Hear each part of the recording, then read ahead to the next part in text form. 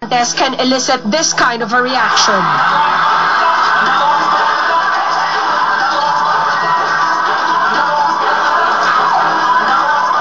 At dahil lang sa isang daring move, he was able to stop everyone in their tracks.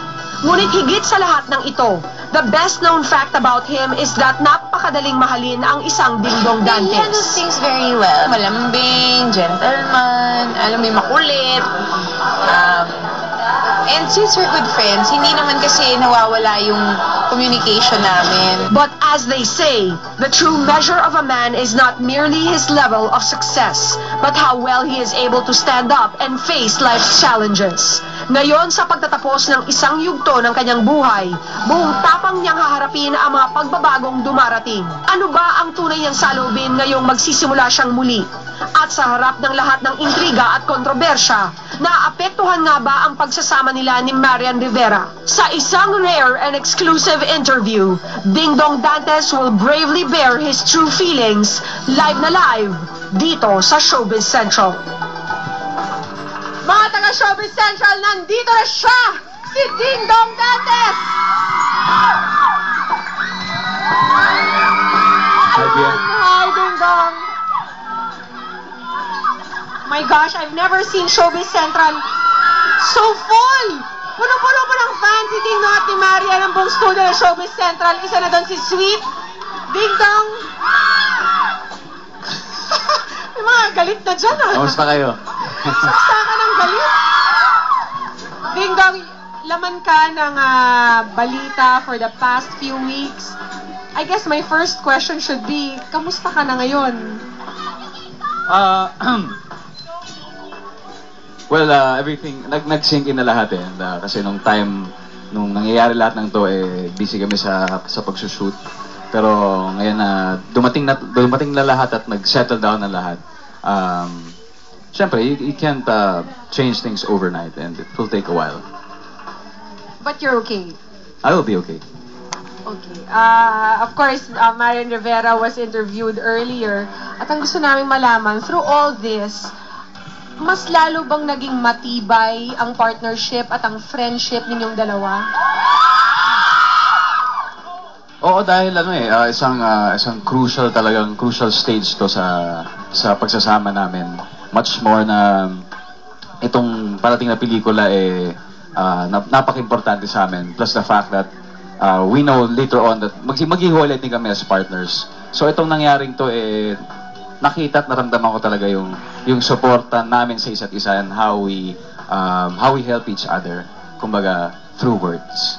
Hindi naman naging a little bit uncomfortable at any particular time, Dingdong? Uncomfortable sa amin dalawa? Hindi kasi we are always professionals, especially when it comes to our craft. Kaya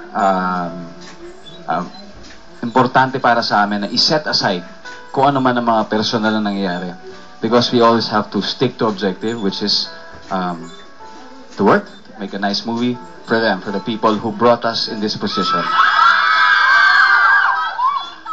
Sabi niya kanina that she's always there for you. Are you the same with her? Since day one. Yeah, always. And give us an idea, when you guys say that to each other, what exactly do you mean?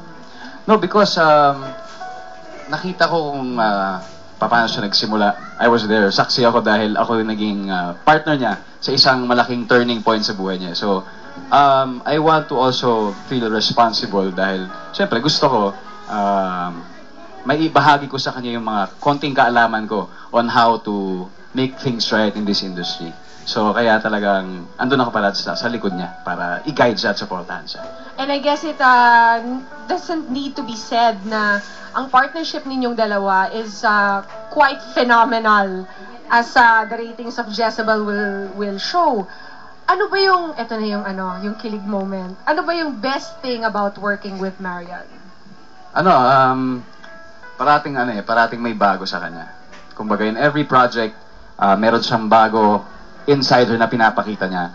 That makes it more exciting every time. So, yun like sa mga future projects namin, I'm looking forward to ano kayong bagong papakita ni Marian. Yan ang parati ko inaabangan.